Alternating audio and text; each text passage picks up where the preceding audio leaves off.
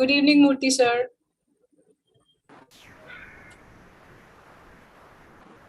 Good evening. How are you, madam? I'm good, sir. How are you? How are things in Bangalore? Yeah, madam, going on. The numbers are again. Increasing? Yes. For last 3 days, the graph is going up. Sir, here also we are hearing in news that third wave is likely to hit. We do not know what's the scenario. Yeah, Bangalore, the numbers are going up. All indicators, including the death rate, the hospital admission rate, the infection rate, everything is increasing.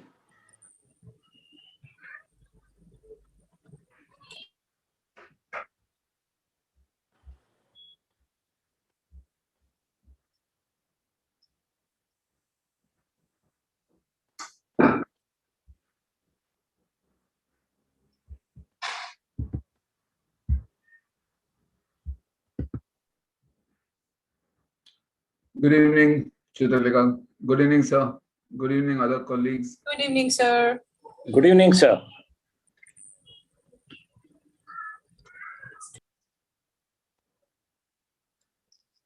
Nice little backdrop, Chitralika.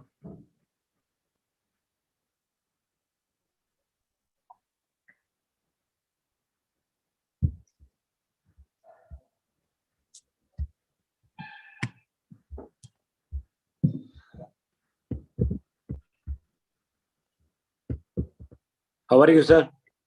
I'm good, sir. How are you? Yes, sir, going on. As usual, the regular work is there. Yes. Yeah. Good evening, sir. Hi, Anand. Good evening.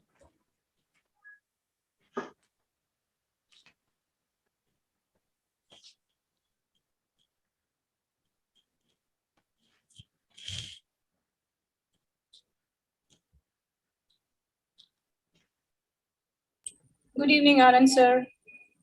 Good evening, Chitralika. How are you? I'm good, sir. Ravi, sir, you were saying something? No, I was saying that very nice backdrop. Thank you. Yeah. All thanks to Sagar. Okay.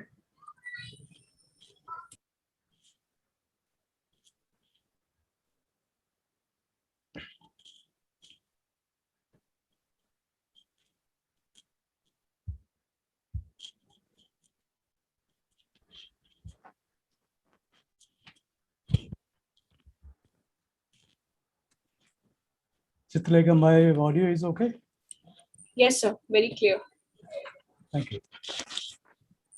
It's the same here. Yes, sir. Okay.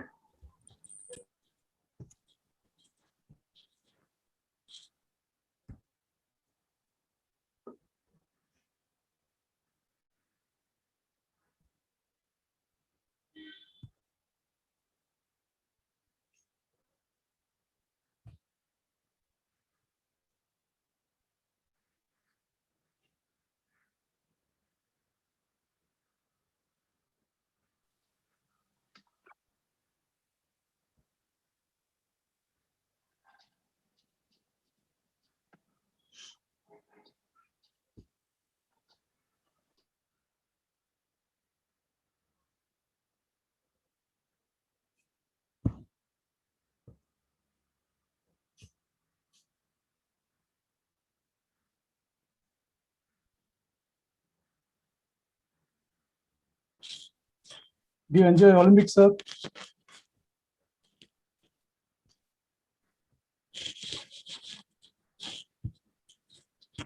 So we have another 5-7 minutes to go before we start. Yeah.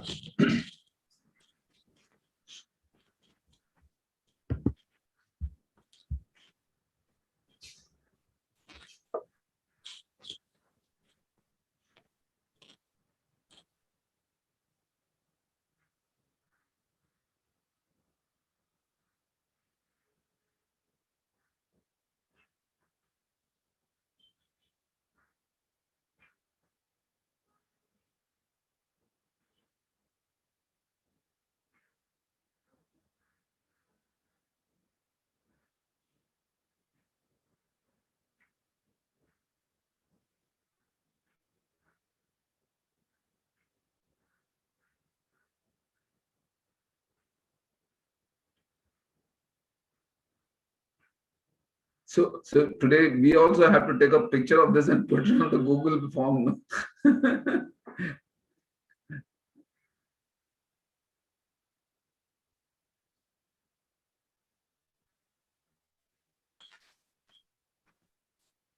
Thank you for reminding, sir.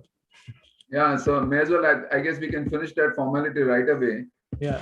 When the going is good.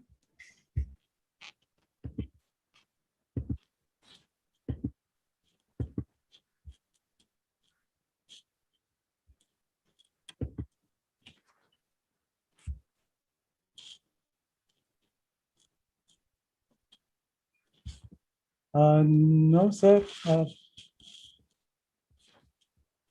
Not visible. There was a chat. Sorry, Anand, you're saying something? No, there was a chat message. Okay.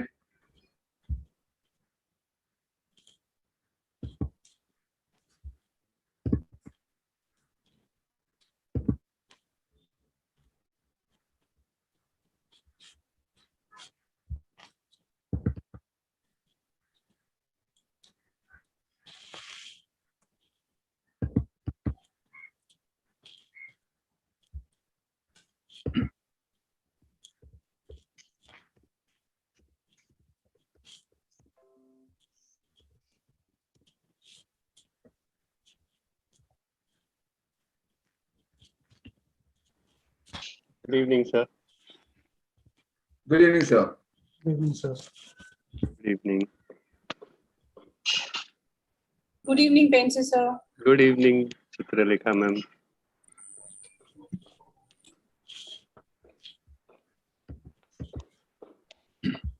I have to go on silent mode now. So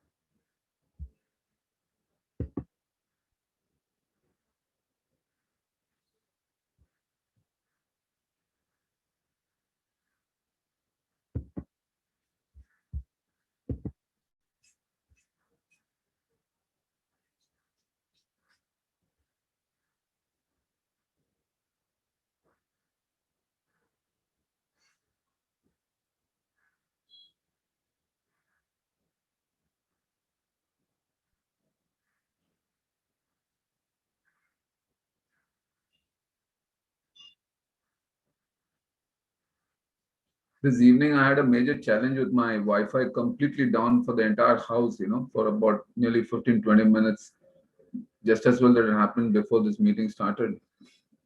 And in any case, I don't get much joy out of the Vodafone network these days. So it's quite a challenge on the network.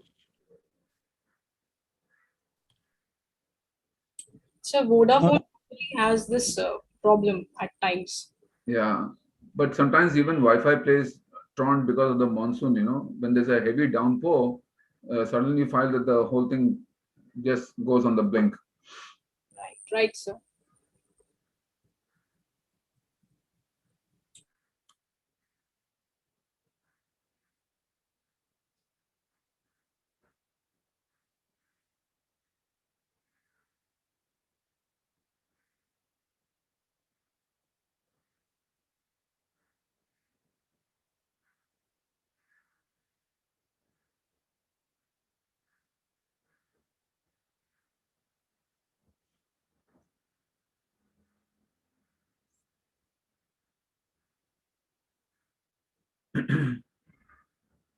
So if we are ready, we can. Yes, sir. Because it's already 7:15. Yes, sir, I'm ready.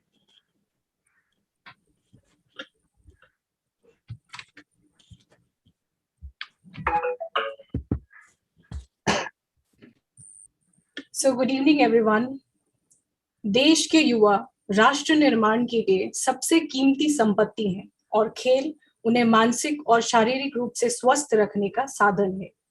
The youth of the country is the most precious asset for nation building, and sports is the means to keep them mentally and physically fit. With this note, I welcome everyone to the webinar on Impact of National Education Policy 2020 on youth empowerment and sports development. Today, we have with us two speakers to share their insights on this topic.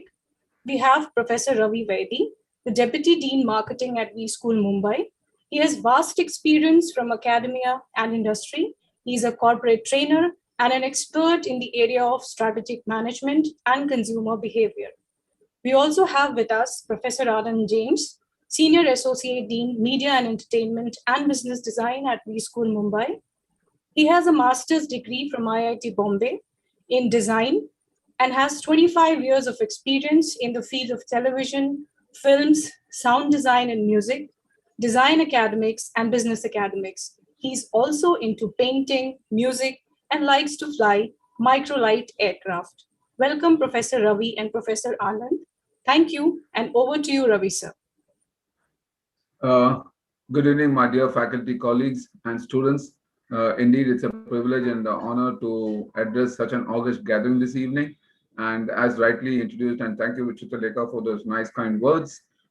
Yes, it is a very, very big event for this country where there is a new education policy ahead of us now called NEP 2020 that is taking shape. And we are on the verge of celebrating the 1 year of its inauguration and rollout.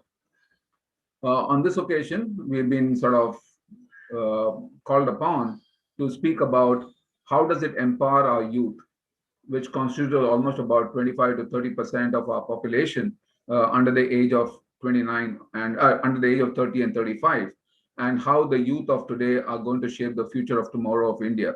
And notwithstanding how sports goes hand in hand with the youth and the empowerment in really making it a very holistic development and a fruitful development over the next 5 years or 10 years. So if we have to look at the NEP 2020 and what it is doing for the youth, it is in all possible angle empowering the youth. And very soon we'll figure out how and in which area.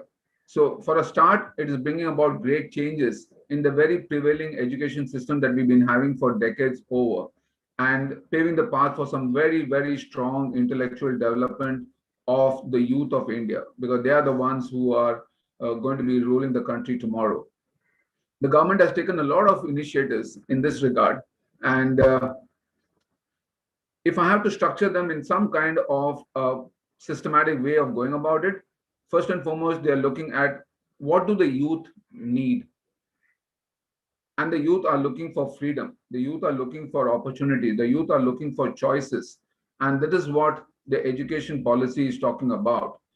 They're also talking about a very scientific temperament in which the entire system has to move, and the education program has to be developed and delivered to the students. Have a scientific bent, must highlight on the propagating science as a part of the way of educating the students, and how to bring about a scientific temperament amongst the teachers and the youth. Strengthening the Indian languages and increasing the unity of India is yet another very, very critical aspect that the NEP policy is looking at. How can I take about the Indian languages and do the mother tongue kind of a learning and education system rather than just having one or two languages? So can we really go out and offer a freedom on the languages through which education can be imparted? This will also increase the unity of the nation as an impact. So when you talk about various languages and education through various languages, it's also expected to help bring about the unity amongst the youth and the citizens of India. So that's yet another way of empowerment. Reforms in school education, universalization of the early childhood care education. So nipping them in the bud, catching them young, catching them at the school level, and seeing how we can bring about some reforms from the very basic level of education is yet another way of empowering the youth as they grow and become older students and higher education. Subject selection based on interest. This is yet another very big area where they're giving a lot of flexibility and a holistic development opportunity.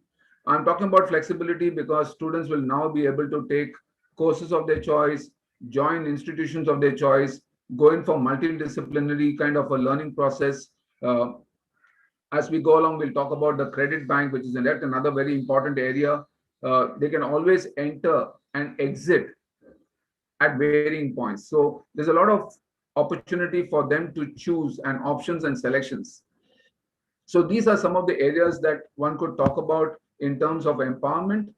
So what does this all lead to?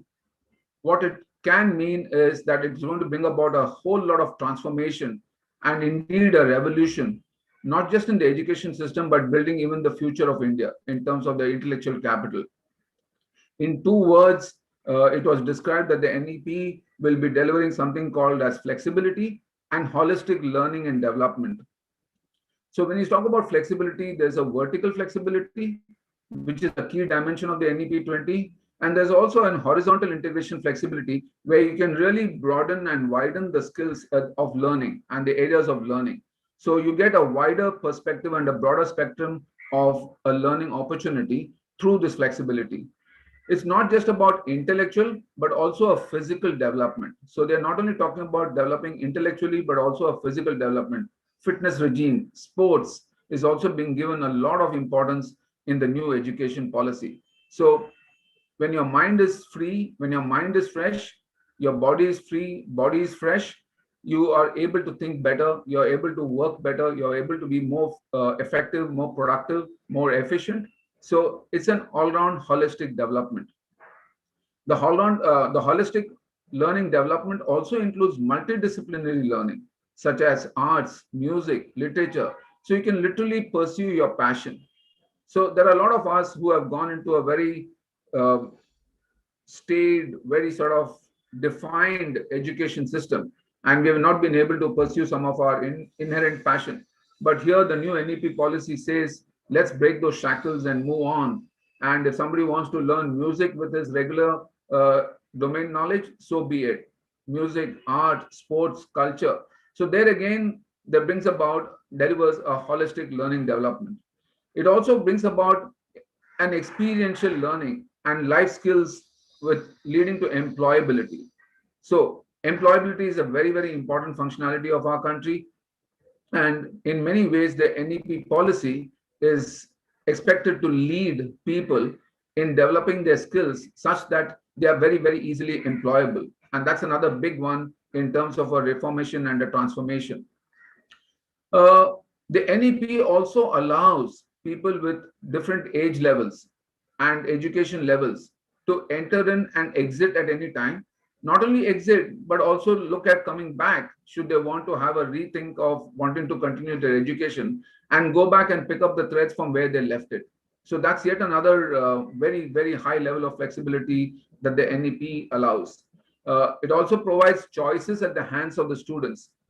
Like they say, there's no prescriptive mode for them to pursue a particular pattern. They can pick and choose any kind of a permutation combination so long as they pick up the learning as they go along. And what else can be a better way of empowering the youth than offering them what we call as the flexibility and a holistic learning development. One of the speakers also spoke about how any education policy should have something like what he describes as 4 pillars of of critical importance. One is the education policy should lead him or her into being a good citizen and a good human being. And that's what the NEP policy endeavors to. It also looks at resolving societal issues. So there's a lot of stress and importance on research on societal and social issues. And there's a lot of importance being given even for the funding of this research. And even a regulatory body is being set up to pursue research as a stream. It also facilitates employability because you're talking about a whole lot of skill sets and development along those skill sets. And finally, any education system should be a solid bed for generating ideas. And that is what this system is going to be allowing the students of tomorrow, the youth of tomorrow. All in all, the new education policy is seen to be more a learning centric rather than a degree centric. So in the good old days, we used to go make sure that we get a degree and then say, oh, we are learned, we're educated. But today the system says, no, I'm more learned. I know so many other areas, be it skills, be it multidisciplinary, whatever. So all in all, it's bringing about a huge paradigm shift and reversing the very pyramid on which the education system was running in the yesteryears.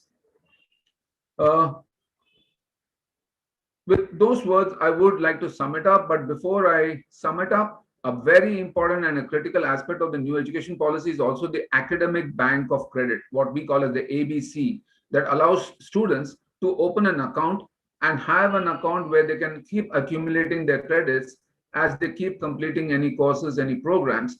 And there's also an empowerment which the NEP allows to the institutions which have qualified with certain levels in terms of A grade higher education institutions, universities and institutions of excellence who are permitted to hold these accounts and integrate between one institution and another institution.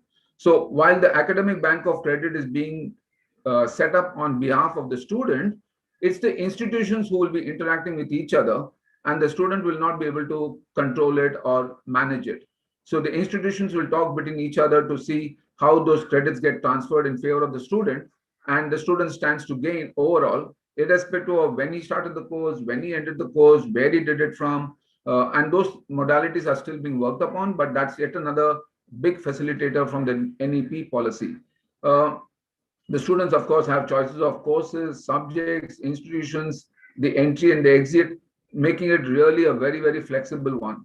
And finally, NEP integrates the professional and vocational education, which is again very, very important. So all in all, in 2 words, flexibility and holistic learning and development is NEP.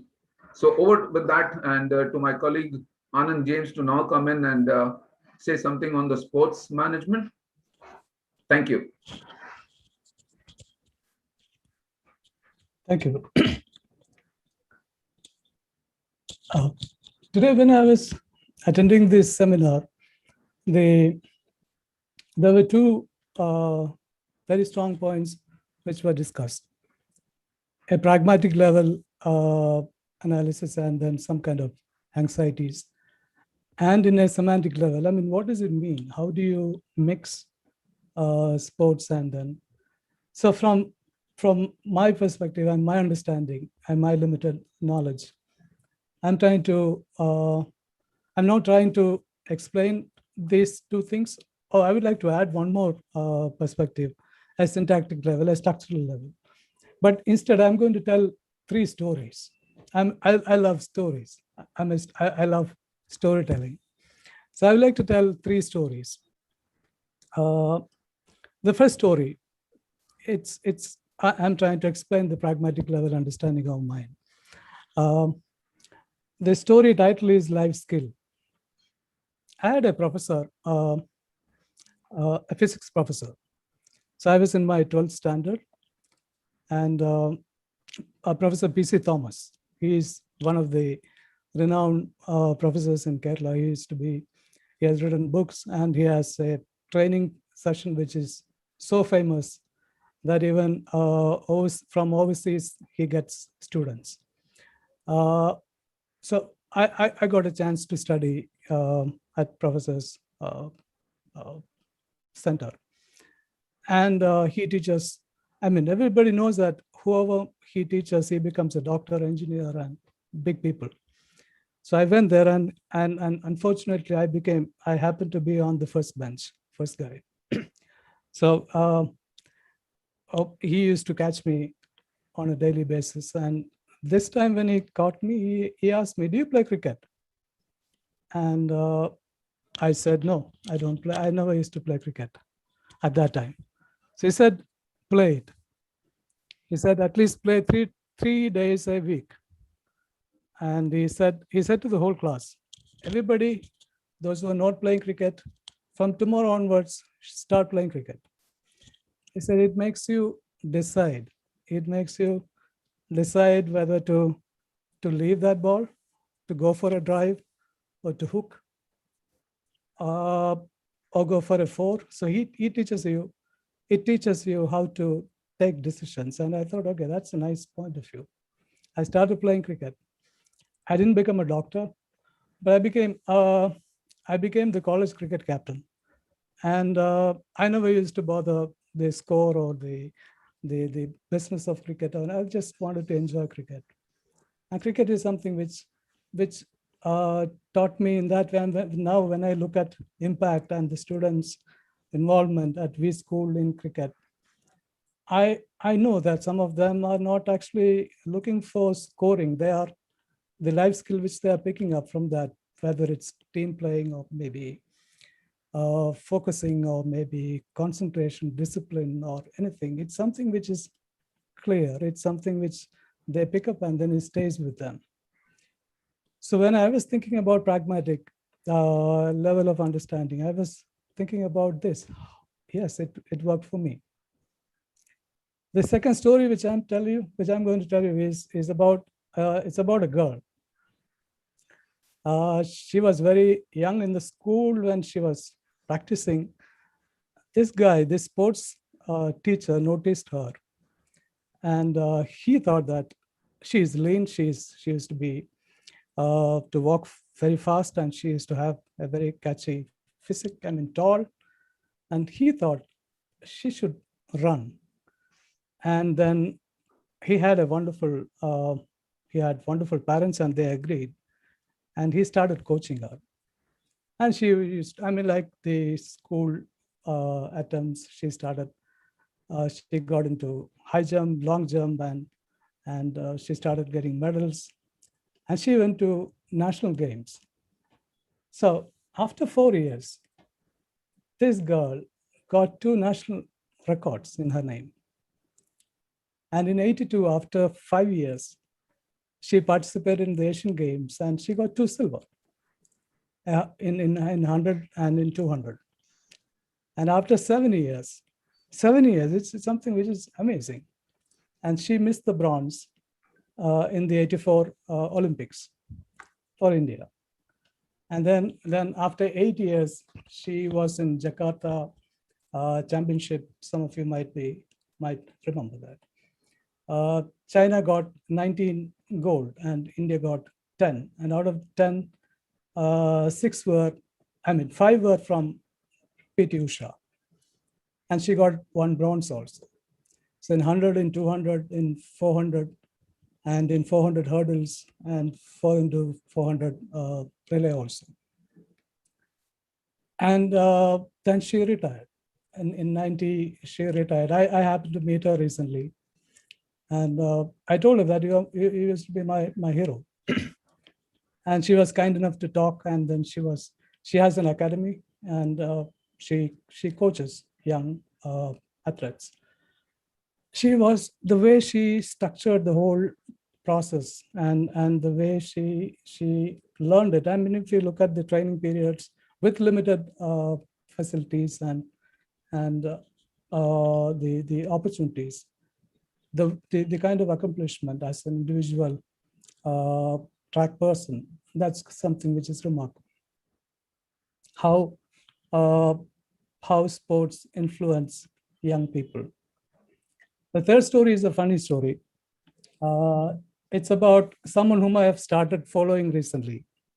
She's a 13 years old Olympian, just 13 years old. I mean, I couldn't believe it. I mean, she got a gold medal. Nishia Momiji, she's into skateboarding, and the kind of things which she is talking about, I couldn't believe it. I mean, now my niece talks about work pressure, stress, and she says that I'm fed up with the studies. but this is something which inspires me. At 13 years old is actually inspiring me. She teaches me that life is a funny sport. So the way I learn from her, and the way we all learn from all these things, it might not be something like becoming a huge sports person or something like that. If you have that, definitely you can. But it's not. It's beyond that. Djokovic lost in Tokyo, and if you are a Michael Phelps, you know, more than you win, you lose also. So how do you cope up with all these things? So that's the actual meaning of this mingling all these things. Otherwise, a huge from an economical point of view, it makes sense, and maybe something which, but I'm not able to relate. And this is how it's actually giving it back. And especially when you study in that golden period, this is how this kind of interdisciplinary, that's something which catches my eyes also. I mean, when you see interdisciplinary, it looks nice on paper, but when you actually practice it and do it, if it doesn't work in a pragmatic way, or even if it doesn't work I mean, by inspiring or anything, at least in the syntactic way, if you try to understand it, it definitely works. It works, and that's one great opportunity which I look at the NEP formulation. And the time is also changing. Yesterday, we heard a wonderful webinar where time was mentioned. So the current time, now in the last year, almost 400 endorsements, something like 300 endorsements were from cricket players, from sportsmen. And nowadays, in the last 1 month, 2 months, we see more of other sports people on TV.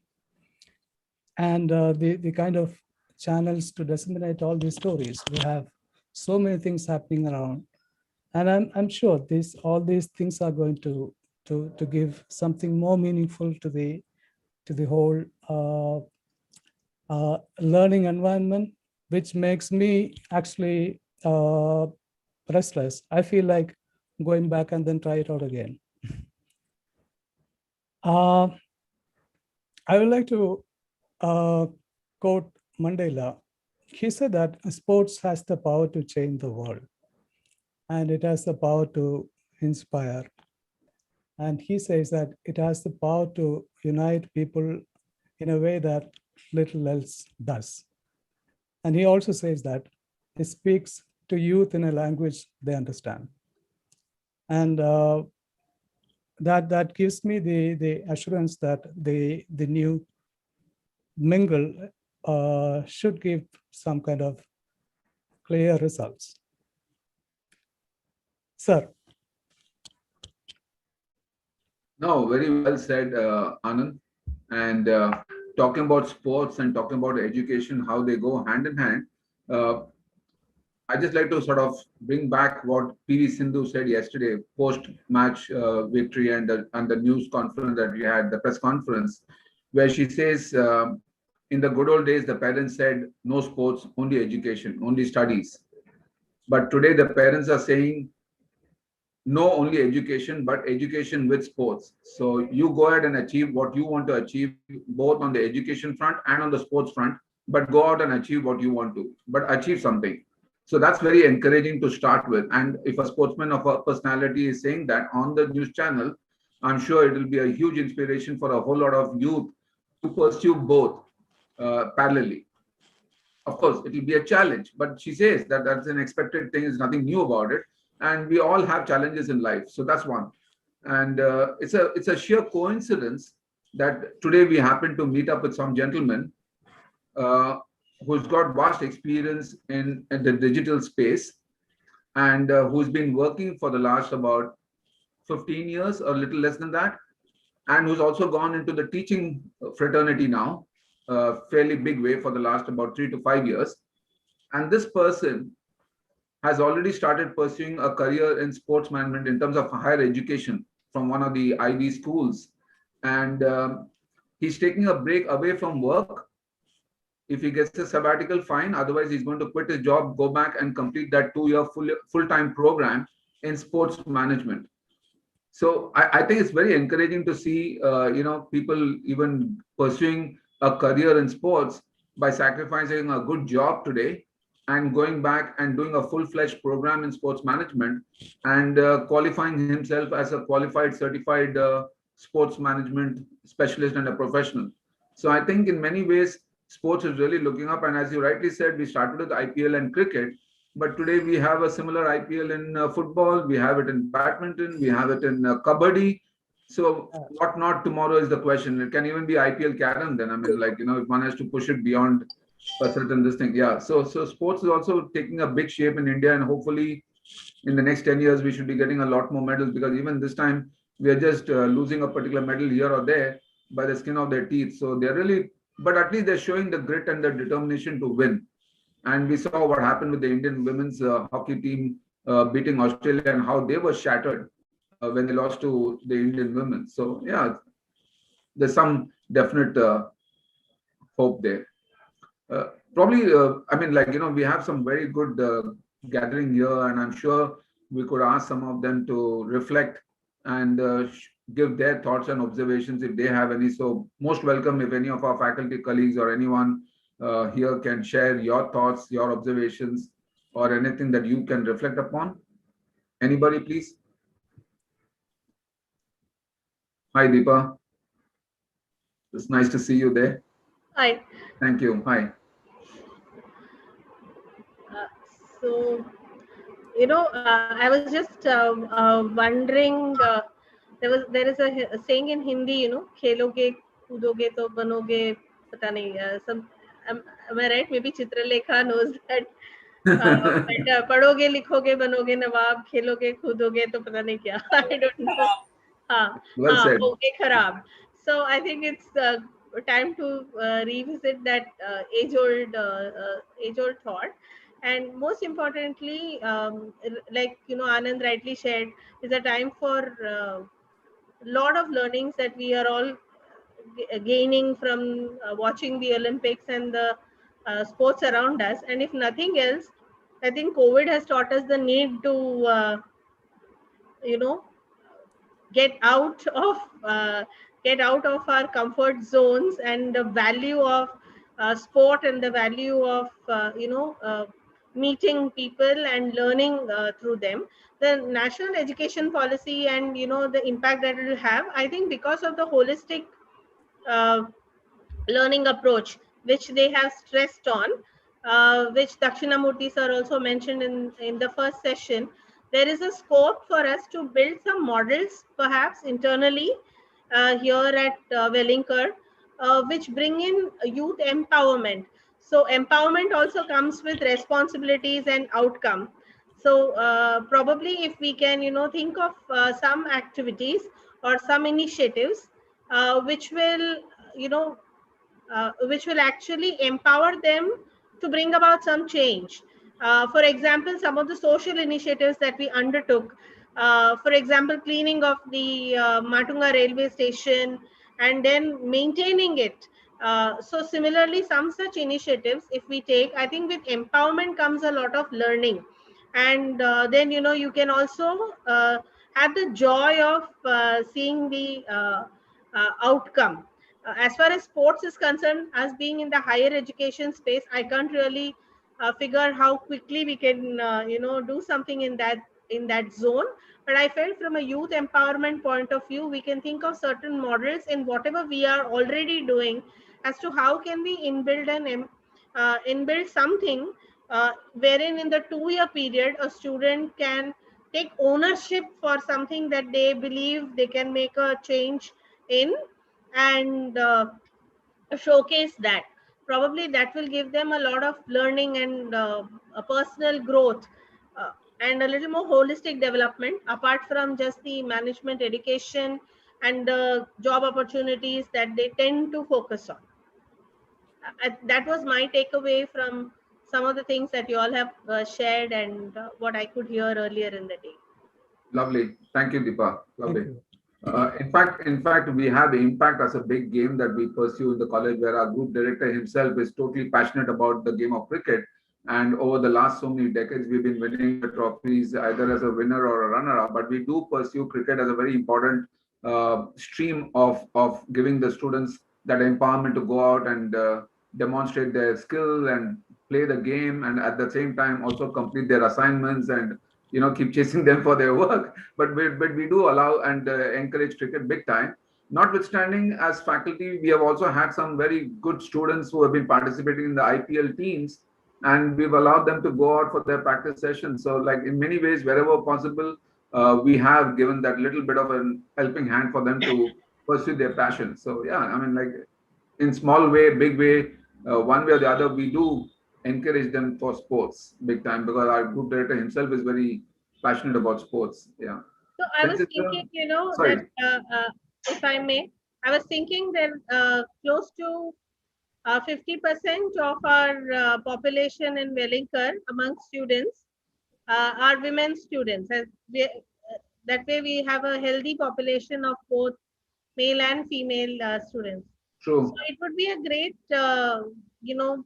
possibility if we can identify how may we, because I think Impact we have only the guys playing and the girls cheering.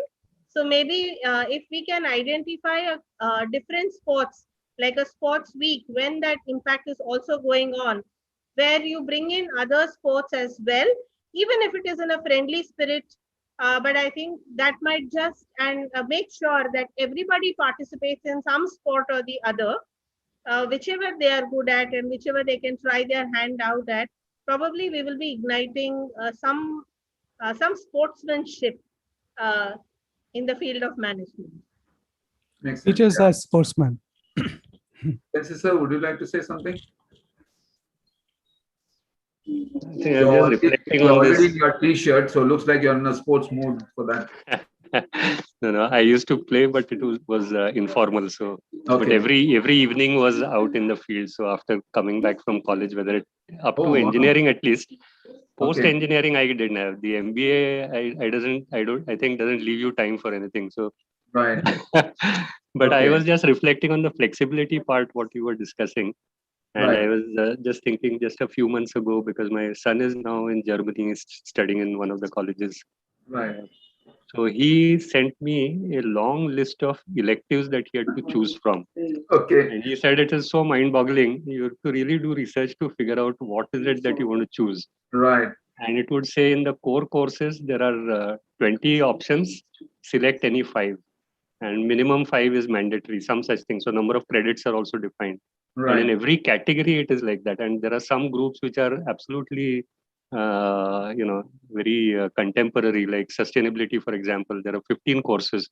Okay. And somebody is, so he is now, for example, studying how do you optimize the entire supply chain from a sustainability standpoint. So it's a complete Wow. project-based course, which he is doing. Okay. So, Okay. there's a debate as to should I do a research-based course, should I do a study-based course, a lecture-based, a case-based, or a company internship. So they have a lot of these options. Right. So I was just thinking how great it would be if an Indian student in our system gets the option. And in a small way, sir, you will agree that when we introduced electives for the part-time masters, you see the joy that they had, Oh, because yeah, for once they could select what they wanted. absolutely. So I thought I'll share that little experience. No, it's a very good point that you brought up, sir. And I must tell you very honestly, both with the part-time students and even with the full-time students, ever since we started offering electives, at least there is a general feeling that we have an option and we have an opportunity to pick a subject of our choice. And in the process of the selection process of the electives also, we made it a little more aspirational for them to say that, like, I aspire to wanting this particular elective and therefore let me work towards it. So, but I think we're getting there where probably maybe in the next couple of years, we should be expanding the spectrum of electives that we offer. I mean, there are certain operational constraints, but I'm sure we'll get there, and in due course of time, where we'll also have to do some research as to what to offer, and students will have a research to do as to which one to pick up from. Yeah, but that I'm sure we'll be getting to that day now. Yeah, lovely. Anybody else? Any other reflection or any other observation? Yes, Sagar. So just to add on to you and Deepa Dikshit man's point, like there's a couple of students from our batches or Wellington also who are doing freelancing for IPL also. So through the sports management, what we mentioned, so through designing or something, some people are into team management also. Like one of our part-time alumni only, Kaushik Godbole. So he is the MCA on board. Oh yes. He's handling the complete IPL teams and all. So we really have that kind of alumni base who are doing well in the sports and sports management. And sports management being a market of advertising is a huge market.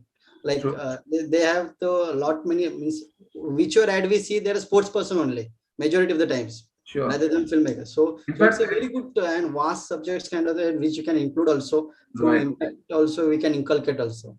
In fact, Sagar, I may not be wrong, but Pensi sir or Swapna can also correct me. I think for quite some time we've also been talking about, can we launch a sports management program? Yes. I mean, the very thought that we are thinking on those lines itself is a very encouraging thought, given the way we are heading towards sports as a country, as a nation. So yeah, we've been seriously talking about it, and just like I said today, I came across this gentleman who's willing to quit his job to go out and do a 2-year full-time program on sports management and come back as a fully certified, qualified individual. Yeah, so there are some good hopes. Yeah. Yes, sir. This year we are offering an elective in sports management. Oh yeah, correct. That's right. That's great, sir. So we have two comments in the chat box. Right. So we have first one from Professor Hema. She says that institutionalizing sports will definitely give good results. Gopi Chand Badminton Academy and Orissa Chief Minister Naveen Patnaik sponsoring both men's and women's hockey team is a wonderful example. And NEP focus on sports will be a game changer. And then we have Professor Shehnaz Pohawala.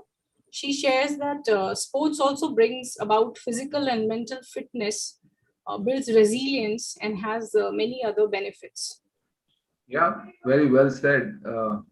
In fact, I remember some years back, somebody advised us, because my son used to play football in those days, and therefore they said it's very important for children to be put in two kinds of sports. One is the individual game and one is a team game. So allow them the opportunity of participating in one individual game and one team game, so that they gain the benefits of both, and both have their own merits, and both have their own opportunities of a learning exercise. So yeah, I agree. So in many ways, what she's saying is very true. Dakshina sir, would you like to say something? Yeah, actually, I was thinking about when we have to nurture and encourage sports, two things are very important. One is the infrastructure, and second thing is in many institutions, they will be having a coach or the faculty who will provide coaching for a particular sport, maybe football or cricket or something. So now urban areas are rather, I would not say shrinking, but it is already saturated with a lot of buildings and other things. So providing infrastructure, or will it require a kind of collaboration with some other institute or university or sports bodies. For example, badminton kind of thing. If our students get to some level, maybe a state player or something, maybe collaboration with certain sports entities or bodies would help to nurture our student getting into next level. True. True, quite true. Yeah. Good. So I guess, Chitralekha, over to you. We've had a fair amount of inputs which are very valuable.